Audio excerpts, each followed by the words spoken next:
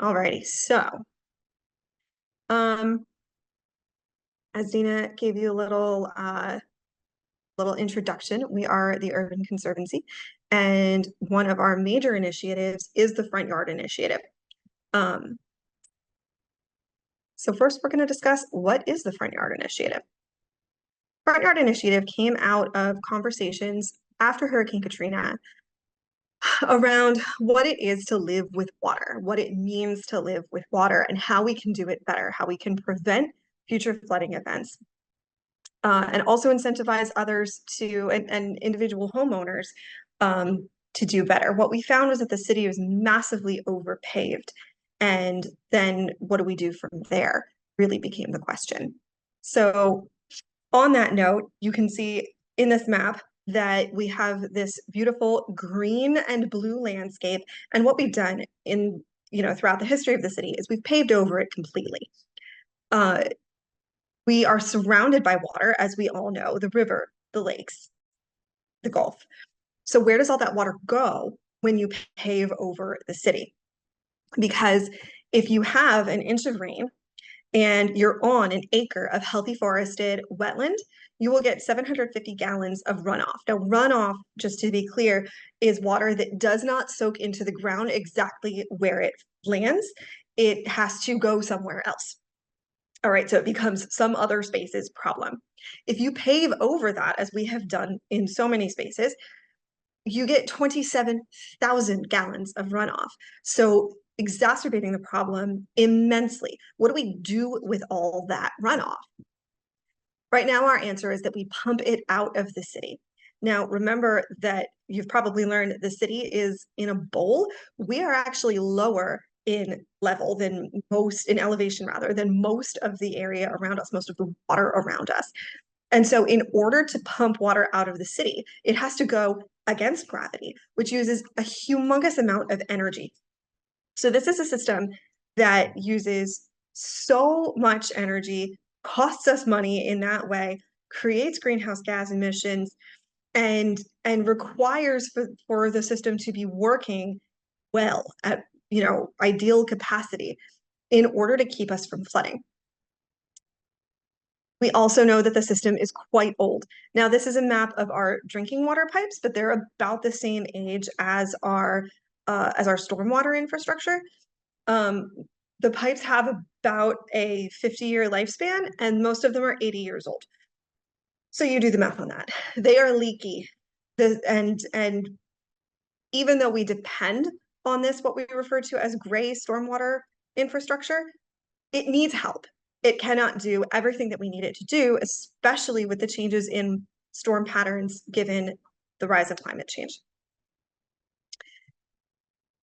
Pavement also causes more very localized problems. It's ugly, it is hot, it creates urban heat island effect, which is when the city is warmer in temperature than the area immediately surrounding it. New Orleans has some of the worst heat island effect in the country. It creates accessibility issues. For example, if you feel like everything is paved and you can park everywhere, as in the middle picture, you are going to park wherever you want, which means that folks can't get around as well if they are on some kind of wheels.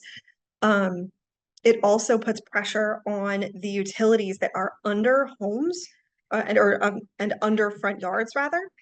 And then of course it causes localized flooding. So there are lots of reasons that we need to de-pave.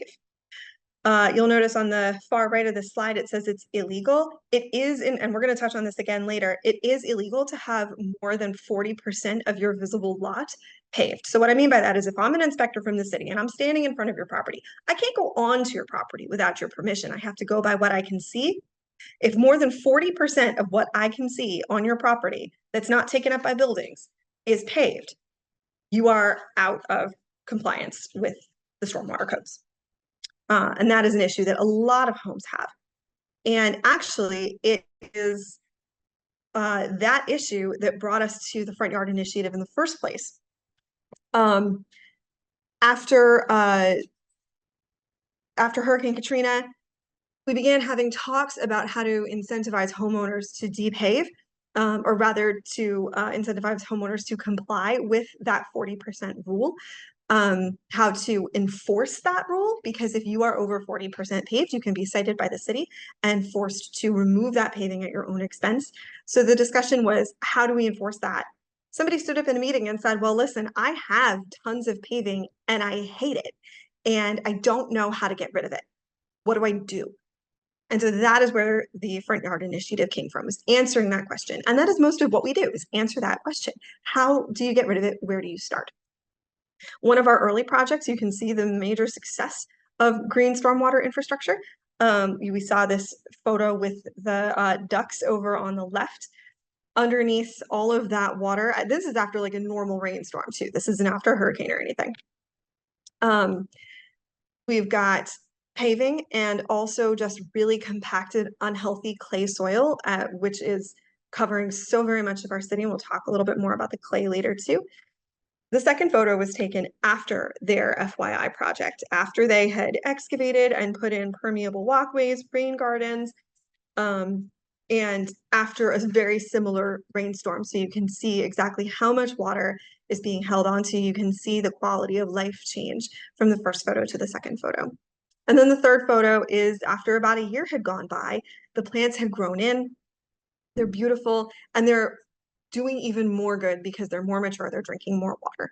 So this is the crux of the front yard initiative, is to go from the first picture to the last picture, to create less localized flooding and a more beautiful, cooler New Orleans.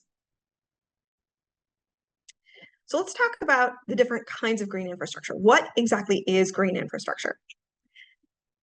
Green infrastructure is anything that allows water to soak in exactly where it falls. This is a form of what is now being referred to as nature-based solutions, working with nature to solve our problems instead of working against nature, as we've done in our area for so long. So there is very little runoff, that's the goal. There's very little localized flooding, or if there is localized flooding, it subsides much faster. We're taking care of our soil, and we're beautifying the landscape. Those are the major goals and benefits of green infrastructure. We talk about the multiple benefits of green infrastructure. So how do we get there? What is that? This property you can see is one of our former projects. It's about 1,000 square feet of paving that was removed, and now it holds about 3 times that amount in gallons of water. How do we get there? What do? We excavate. This is the crux of green infrastructure. This is how and why it works. So a little bit of science. There are 3 different types of soil, 3 major soil types: sand, silt, and clay. And they are defined by their particle size. So if you think about being able to hold a grain of sand in your hand, it's a very large particle. And we know that if we pour a glass of water onto sand, the water disappears straight into the sand. We can also picture clay, which sticks together such to the point that if we pour a glass of water onto clay, the water sits on the clay, it splashes off the clay, it's a mess. Water does not absorb well into clay, and that is what our soil is made out of here in New Orleans. That is the natural state of things. And if you had just a healthy wetland, it wouldn't matter. But because we put a city on top of it, it matters. So the first step in any green infrastructure is to dig out that clay, create what we call void space. These areas, these excavated areas typically get filled with gravel with a pervious membrane to prevent weeds from getting through, debris from getting in, and then are covered with whatever feature it is that we're going for. So this is the key. Whatever ends up on your property needs to be excavated. This is an example of a few equations that green infrastructure professionals use to determine exactly how much space they need, how far down they need to excavate. There is a lot of math behind this. There is a lot of thought that goes into it. It's not just digging holes. And so we show this not because you need to know or memorize or write down these equations, but because they are interesting, and because they really show that this is serious. The professionals who work on this are serious about it, and this is how we know that it can help.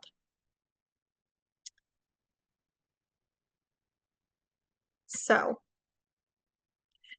What are some types of green infrastructure? The rain garden is the first type we're going to go over. A rain garden, as you can see from that middle image there, the graphic, it is excavated in sort of a trench with a deeper middle, and it's filled with plants, specifically native plants. Let's talk for a minute about some definitions, just in case folks aren't familiar with this. We kind of break down plants into three basic categories. Native plants evolved in South Louisiana. They belong here. They are totally adapted to our conditions. They support local pollinators is another thing. And they work well with the other plants that evolved in this ecosystem. Naturalized plants like this crepe myrtle were brought in from someplace else. Crepe myrtles are from India. And the place that they're brought in from is a similar enough ecosystem that they can thrive. But because they don't support local pollinators, they're not going to necessarily outcompete other plants. Then they're not going to replant themselves. You don't go to a forest here and find crepe myrtles. They're not going to spread themselves. Every crepe myrtle you see was intentionally planted. Invasive plants like the taro on the bottom evolved in a different ecosystem and find that they absolutely love our ecosystem. They can outcompete native plants. Sometimes they poison them. They tend to monocrop themselves. They pop up where they're not wanted. They're difficult to get rid of, and they really do harm to the local ecosystem. So throughout the rest of this presentation, you'll hear me talk about native plants. That is what we are really here to support. So this rain garden, both these rain garden examples are filled with native plants. You can see they're both fairly new. The plants haven't grown in yet and become really lush and beautiful. You can see in the photo on the right, this is after a rainstorm, and all that water has gone into the trench of the rain garden, the sort of basin of the rain garden, and it's going to disappear really, really quickly. It is not going to stick around. Any flooding that remains after a rainstorm in green infrastructure, the goal is that it disappears within 72 hours, because after that, mosquitoes are germinating and maturing. Here we go. So why native plants? Aside from the fact that, as I said, they do well here, they support local pollinators, you can see that the three native plants pictured have really incredible root systems. Because this is a wetland, the plants have evolved to really, really, really be able to hang onto the soil and to drink tons and tons and tons of water. And those are two features you want in plants in a rain garden, if your goal is for them to drink as much water as possible. And over on the right, you can see we have some photos. These are images from our native plant guide, which can be found on our website, of absolutely gorgeous options. So if you don't know native plants and you're thinking, well, I should put a rain garden in, we have plenty of options on our website. Any contractor you hire can take you through. And don't worry that you're not going to get beautiful blooms. You absolutely will, depending on your plant choices. All right, next let's talk about permeable paving. Permeable paving is for when sometimes you need hardscape and you still want to store water. So we're going to start. This is a video that a participant took for us.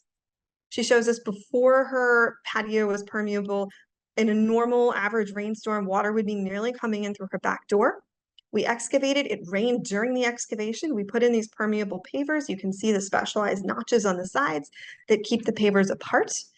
And you can see how much water is going on under there. And then once the patio is in place, again, a normal sort of equal rainstorm to the first, she's got no flooding. In this still, you can see really easily that the pavers have been filled, instead of with cement, with a very, very fine gravel that keeps them apart. It's worth mentioning that if you install this sort of thing, seeds and soil will get into those, and it needs to be weeded. A little bit of maintenance is required for this kind of thing. But I mean, if it keeps you from flooding, it could very well be worth it. All right, so another example of a permeable hardscape is this parking lot. This is Parkway Bakery and Tavern.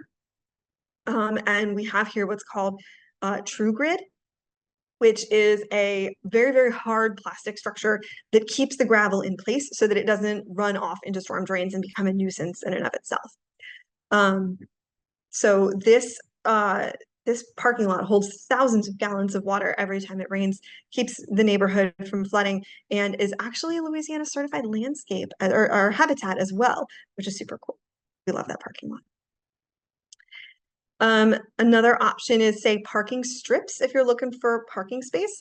I love to point out too that this particular homeowner told me that after her concrete was taken out, the space became immediately cooler. Her yard was cooler, and she's still able to park on her property. And that's just gravel excavated as well.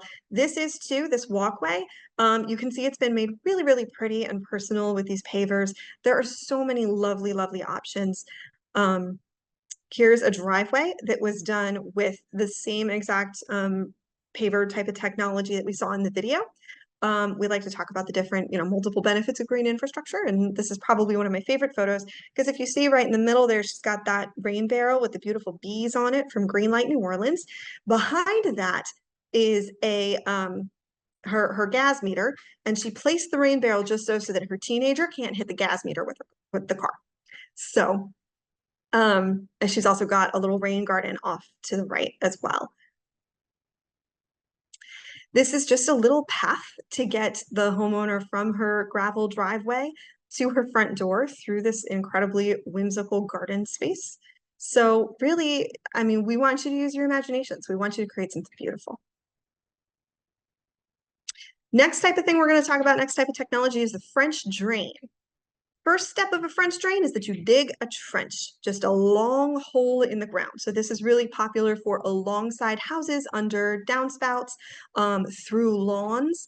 If, for example, you have a lot of flooding in an area that's not paved, you then take a perforated PVC pipe, stick that in the hole. That is just void space for water to fill. You can fill that trench in with gravel, usually a pervious membrane as well, to keep debris out so that it stays working for a nice long time. There's that membrane covering it up. And then you can put whatever you want on top of it. So here we have an example of a real great combination project. We've got a gravel driveway, we've got a little rain garden, we've got a permeable patio made out of some reclaimed bricks. And we know that that French drain is underneath, holding several hundred more gallons of water every time it rains. Rain barrels. These are all, again, Greenlight New Orleans rain barrels. You can reserve them on their website. Rain barrels hold about 50 gallons of water every time it rains. And the idea is that collectively, rain barrels around the city are preventing water from going into the stormwater system while it is storming. You can then empty the rain barrel later on when you are not contributing to flooding. What happens is so much water is trying to get into those the catch basins at one time that the whole thing backfills. It bottlenecks. There's no way for it to get through. So for example, on Tuesday on my block, at some point the whole block flooded, maybe a foot of water, and within a couple hours it was gone because the storm drains had time to process it through. The rain barrels prevent that water from having to contribute to that problem. You can use them on your garden, you can empty them out later on just into the soil or back into the stormwater system when it is not overwhelmed. So those are the basic types. Let's talk about what kind of project we are looking for in the Front Garden Initiative. We reimburse our participants $2.50 per square foot of paving they remove, up to 500 square feet. So a maximum reimbursement is about $1,250. This reimbursement is not a big portion of the amount you can expect to spend on a project. We see quotes that are far higher than this. So we want you to be aware of that. The major idea behind this program is that we are building a movement, that our participants are part of a movement towards green infrastructure. And towards that end, projects that are included in this program must be visible from the streets. That way people can walk by them and say, oh, what's that? What's going on there? And our participants tell us that for years after the fact, their installment is a conversation piece, that they talk about it, that they can explain green infrastructure to people. Thereby, we are maximizing our impact. You are part of this movement around creating a culture of better stormwater infrastructure and a different way of thinking about living with water. So therefore, projects also have to be inspiring. We want it to look pretty. We want people to be curious about it. They also, of course, have to capture water. If it's not going to do the job, we can't fund the project. And we want a really high percentage of your paving removed. So if you have a small space, let's say you have 200 square feet and you're removing all of that pavement, we are far more likely to fund your project than if you have 1,000 square feet and you're only removing, say, 500 square feet. We want that pavement gone. We want to really change the look and the effectiveness of the yard. So this is our timeline. This is all of the different steps to the front yard initiative. You don't have to worry about them now. The ones you need to worry about are you are here. You are attending a design workshop. Congratulations and thank you again. The next step is that you will have 2 weeks to submit a design, 2 weeks from Monday, actually. That gives you a couple of weekends to think about your design, to do your measurements, all that good stuff. So today is the 13th. That means that your designs are due on April 30th, that at close of business. April 30th, close of business, that is when your designs are due. If you have questions about that later, feel free to be in touch. Working with the city, here are some tips as you get started. One of our requirements is, as per the photo on the left, your project, if you are not currently in compliance with that 40%, your project must bring you into compliance. If we can look at your design and say, well, it looks like they're still going to be over 40% paved, we cannot fund your project.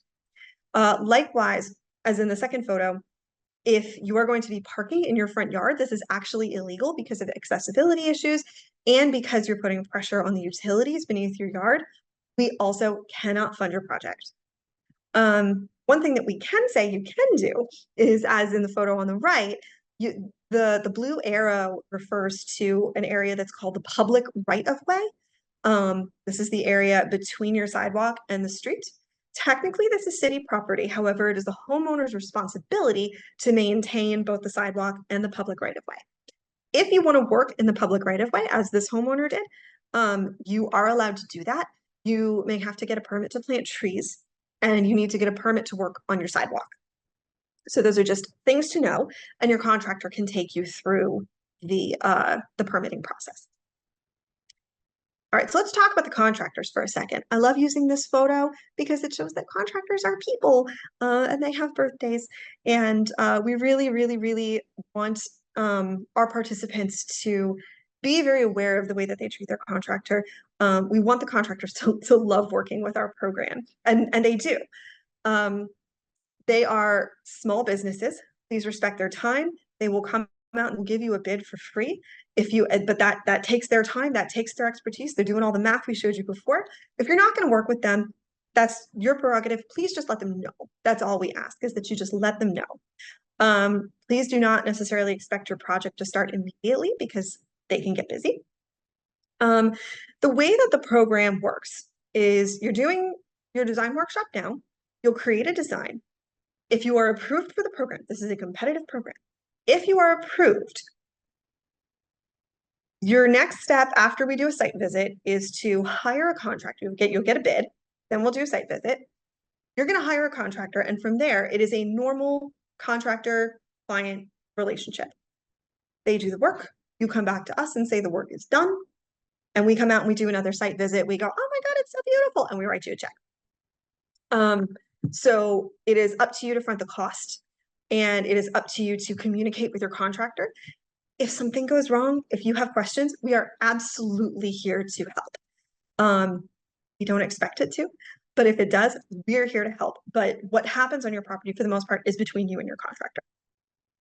All right. Things to be aware of that might occur. You can see here, this is a very recent project. They broke through their concrete and they found bricks. We have broken through soil and found pavement. Because of the issue of subsidence, where the city is actually sinking, we find layers of pavement. And in order for a space to become permeable, we have to get through all those layers. this could increase the cost of your project because this work is often done manually. So that's just something to be aware of. Other things to be aware of are if you are talking to a contractor and they say any of these things, if they say, connect your gutters to the drainage system to get rid of water on your property, just raise your property above your neighbors, put the paving back down, grade toward the street so your stormwater goes into the street. This is not a contractor who knows about green infrastructure. Green infrastructure is a specialized body of knowledge. They don't know what they're talking about. If you're dedicated to working with them, we have coached contractors through learning this material before. We set them up with other contractors who do know the ropes. But these are red flags, essentially. If they say these things, you might want to move on. How to find a contractor? We have a resource partnered with Stay Local. On our website, you can go to our resources. And what we have is a green sector directory. So you go to the Front Yard Initiative, you click on resources, and when you scroll down through those boxes, you'll find the green sector directory, which is a comprehensive list of pretty much every green infrastructure related business that we know of in the city. The folks in here are reliable, they are knowledgeable, they are good at what they do. So that's a really, really great place to start with your project, is just calling the folks in this directory. One call that I very frequently get after a workshop is, well, I want to do this. Who do you recommend? And we can always make a few recommendations based on your project and based on what we know about the contractors. If you want to go with somebody who seems to know what they're talking about and they are not in this directory, that is absolutely up to you. It is not a requirement that you work with somebody in this directory. If they do a fantastic job, we want to know about it and we want to add them. This is a more the merrier type of party. All right. We want to get everybody on board. So that's working with contractors. So again, you're in the design workshop now. After this, you will have 2 weeks to create your design. If your design is approved, you will then get to bid it out. You'll get to look for bids from contractors. We will do a site visit and say, yes, according to our measurements, this is what you told us it would be. We will take tons and tons of photos so that we have them for great before and after collages. And then you will get to start work. All right. One other thing to note is, as we talk about what you all came here for, which is how to create your design, we don't deny or approve almost anybody without asking some questions. So your designs are due again on April 30th. Not April 31st, May 1st or 2nd, you can probably expect to hear from us with some questions to clarify what it is that we're looking at on your design, or to just or to say, you know, this is something that, you know, we love 90% of your design, but would you be willing to change this? If you are willing to change it, then perhaps we can work together. So definitely expect some clarifying questions, more likely than not. We do go through that process. It's not just an immediate yes or no. So let's talk about how to design your green infrastructure. First of all, one thing I will say is that if you send us a design that does not include your square footage of pavement that you currently have and the square footage of pavement that you are likely to remove, we will send it back. And we will say, we need those numbers before we can consider your design. That is requirement number one. We need to know how much paving you have, and we need to know how much paving you will remove. Please include the total numbers. Do not make us do math, please, please. Designs should be clear. As you can see from this design here, this homeowner labeled very clearly where she has concrete, where she has dirt, where she has shrubs. And then in the bottom one, she has a whole legend leading us to all of these very clearly labeled, color differentiated little new installations. She's even got her the different plants that she wants. Now, if you're sitting there saying, well, I don't know the different plants, we get plenty of designs and approve plenty of designs that just say native plants. Your contractor can help you with this. We can help you with this. We can find other people who can help you learn the plants and find what you really like if you don't know it right now. You do not have to say, I want cardinal flower and I want pickerel weed and I want swamp lily. You don't need that. That's not necessary. It's great, but it's not necessary. Oh, skipped a slide. So things that we need on your design. We need your name. We need your street address. We need everything that exists in your yard, including current trees, labeled. We've gotten a few designs where there are no trees in the first design, and then there are trees in the second design, but we look at the home and the trees are mature. They've been there for 30 years. We need those trees in your first design. We need you to label or create a legend for all of the new green infrastructure features, names of plants and materials. We need measurements. We need the measurements written, and we need the totals. We need to know that from looking at your design, that it is going to be visible from the street, that it will make your yard less than 40% paved, that you will not be installing new hardscape, and that the majority of your plants are native. A word here for a moment on food gardens. We love food gardens at Urban Conservancy as individuals. They are so positive for so many reasons. They create food reliability and independence. They're great for mental health. They're great for physical health.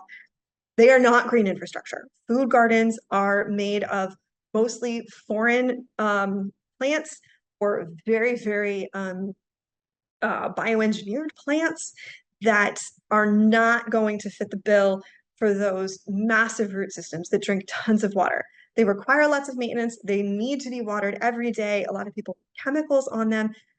If you want a food garden as part of your new yard, we still need to see that the majority of your plants are native, and you must have some kind of water collection system like a rain barrel. All right, so that we can at least say they're probably going to water their plants from the rain barrel so that we are not putting extra burden on our water system. Okay, so food garden's good, not green infrastructure. We should be able to see things like the front of your house, your porch, your steps, your pathway, your driveway, your fence. If you live on a corner lot and you want to work in your backyard, it also needs to be visible. So if there's a privacy fence, we can't fund that project. If there's a chain link fence, again. New green infrastructure features need to be visible and labeled. All that good stuff. So what's going on with my presentation today? Sorry, y'all. These are some examples of successful designs that we have funded. You can see that they're all a little different. The thing that they have in common is that they are all very clear. Color coding is great. We love that. If you want to do your design in the computer, that's perfectly fine too. We have supplied you via email with this handy graph paper that you see. You are welcome to use it. You are welcome not to use it, as long as we can understand your design, see what it is that you're doing, and we know exactly what our impact is going to be. We are not grading you on your artistic ability. We promise. That would be so hypocritical of me.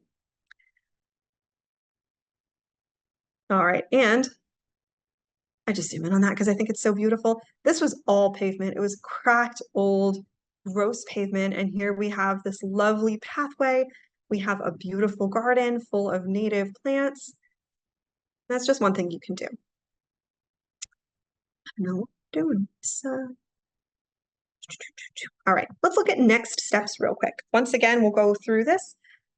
Your next step is to complete a home assessment. So things you want to look at before you really design your property. How does water flow? Where does most of your runoff come from? Do you have standing water? Where does it pool? Tools that you can use are the homeowner toolkit on our website, as well as the book, The Joy of Water. Also, what do you need? What is your capacity?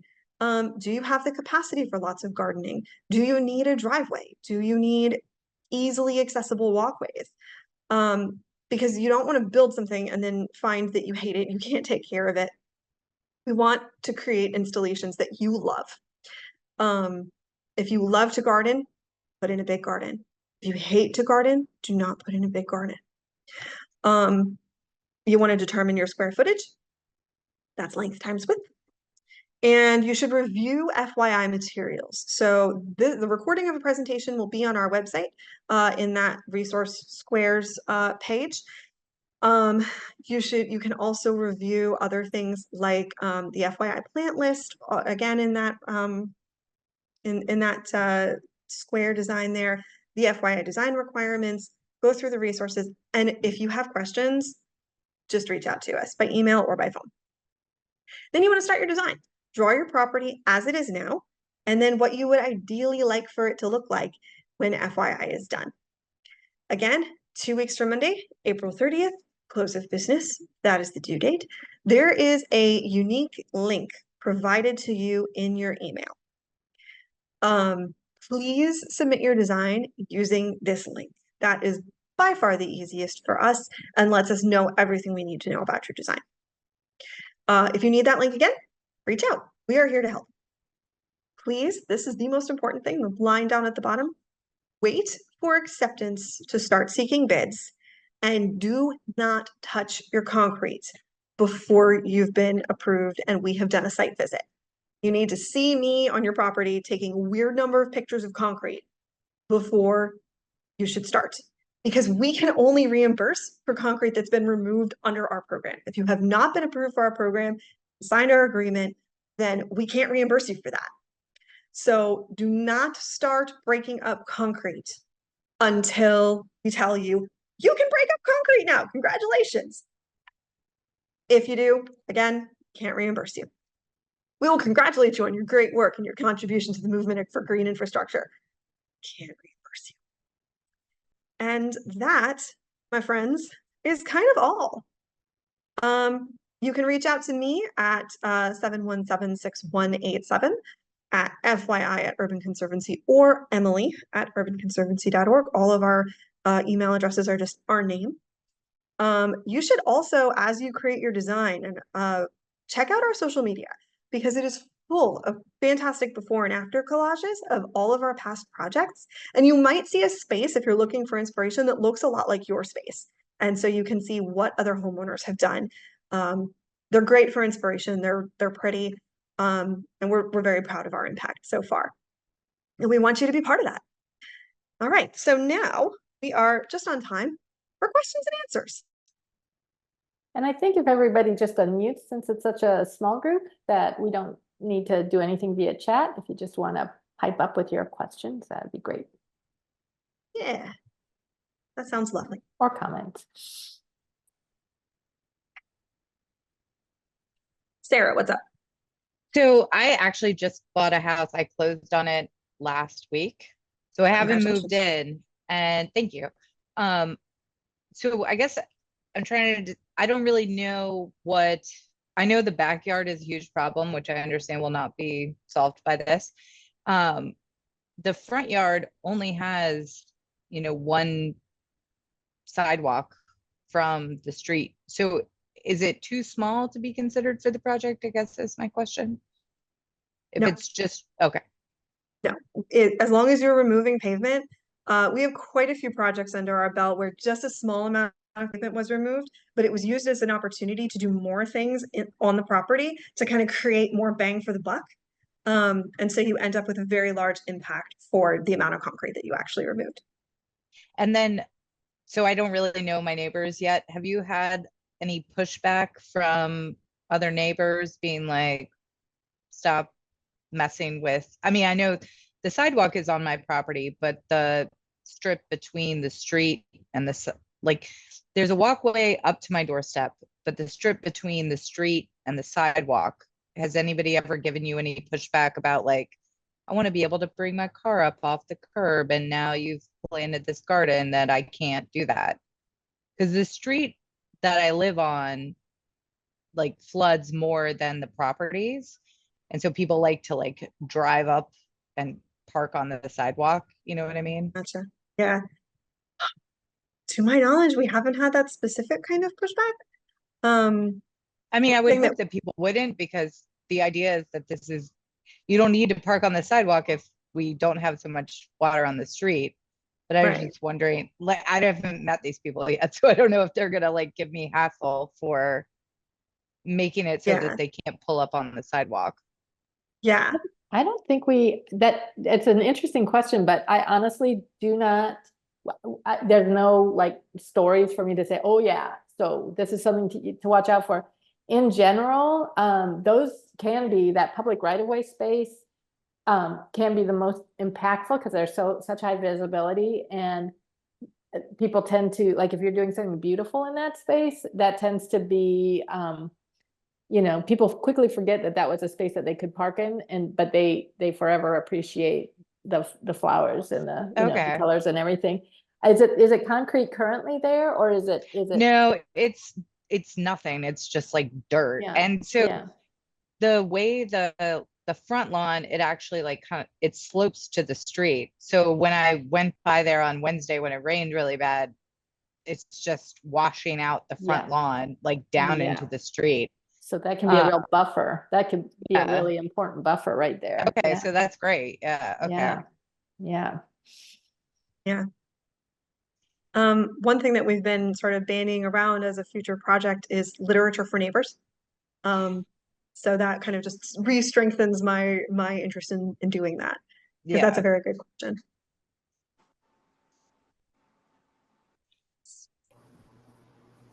So you mentioned that our plans shouldn't have any plans for putting down new hardscape. Does that include the permeable hardscape as well? No, I'm sorry.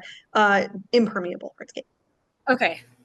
Except for if you're taking out an enormous driveway and you're putting in concrete driving strips, like parking strips, we do tend to accept that because you're still Okay. removing massive amounts of pavement. Yeah, that's what as long as you're a big excavating problem. around it, creating green infrastructure around it. Okay, thank you. I have a question. My my property, most of the surface area, I mean, in fact, all the surface area around surrounding the house is concrete, and probably only it might be only 40% is visible from the street. And in fact, and I don't know if you count the right of way, which is all sidewalk from the house to the street. I mean, pretty much everything is concrete. I could imagine that if somehow if we took out all the concrete in the right of way and replaced it with permeable, if that's legal to do, and then along the sides, we might approach 40% coverage, but I don't know if that would make it. So I would have to take the measurements to see if it would reach the. I have a feeling it would be closer to 50. I mean, that we'd have still 50% coverage of concrete. So Stephen, in your neighborhood, you're in one of the older neighborhoods. That 40%, it is neighborhood specific, and it's the vast majority of, like, you know, Uptown, Riverbend, Mid-City, that applies. In the French Quarter and the Treme, those neighborhoods built at a different time, built right up to the street, that 40% rule does not apply. Okay. So you are not held to that same, you have very little frontage in those neighborhoods, and it's basically, yeah, it's the house and then the sidewalk and then the right of way, and a lot of times that's all concrete, but you are not held to that same, I can't remember exactly what it is, but you're not held to that same. Okay. Yeah. All right. And as far as what would be, I mean, actually, you've seen my house, and so you know what the concrete looks like from the building to the street. Are you allowed to take up all that concrete in the sidewalk and then replace it with some sort of permeable walkway or something? Yes. Yes. The sidewalk, I can't remember exactly. I'll see if I can get some clarity today. That there is, and Emily may have some things to say about that too. Contractors, there is a permit that they need to get to work on the sidewalk, to replace the sidewalk. Permeable options, you know, or are accepted. There's some interface required with the city, which is always, you know, so it is something that you kind of want a contractor who's kind of done that navigation to work with you on that, to get through it. But there is a cost, like maybe $100 permitting fee to do things on that sidewalk, replace it or repair it. So there are some considerations there because you are really interfacing with the city property at that point, but people do replace their concrete sidewalks with permeable sidewalks, and contractors. For example, in Gentilly, the CAP projects in that resilience district, they did 183 projects. And I believe some of those included permeable walkways and aprons and that sort of thing in that area. So, but yeah. Mhm. Okay. Emily, am I forgetting anything else I think about, so. about the sidewalk replacement biz? Yeah, no, that was pretty thorough. Okay, and so just Got to everything. sum up, as far as the 40% rule is, I can just give you the measurements, and if it comes out under, not to the 40% you're looking for, it's still not a problem in Treme. Right. And just to sum up again, it's 40% of your visible lot for the areas that this applies to. Oh, okay. If your whole backyard is full of concrete, but no inspector without, trespassing could ever tell, we can't hold you to that either. Oh, okay. Well, then that would be no problem then. Okay. Of course, that being said, we do have a lot of participants who use this as an opportunity to get rid of more concrete than will apply for the program. So, for example, if you have over 500 visible square feet, they'll remove that too. They'll remove concrete in the backyard because you've already got the equipment out there. You've already got the dumpster. So, depending on the amount of concrete, it might cost you less in the long run to do it as one Right. project instead of as multiple projects. Oh, So Yeah. can that's you- just something to keep in Sorry, mind. can you speak a little more about that? Well, Just- yeah, just that to stage a project costs money. So having a dumpster out there, having equipment to demolish and then haul away concrete, all of that is expensive for the contractors. So to do it once for a very, very large amount of concrete is often more cost effective than doing it twice for smaller amounts of concrete. Okay, so that's exactly what I was thinking about. So I have the sidewalk in the front of the house that's concrete, and then in the back there's a parking pad that I now know is a huge problem. So if I did both of them at the same time, the front yard initiative might only fund the front, but I would also save money by doing it all at the same time. Potentially.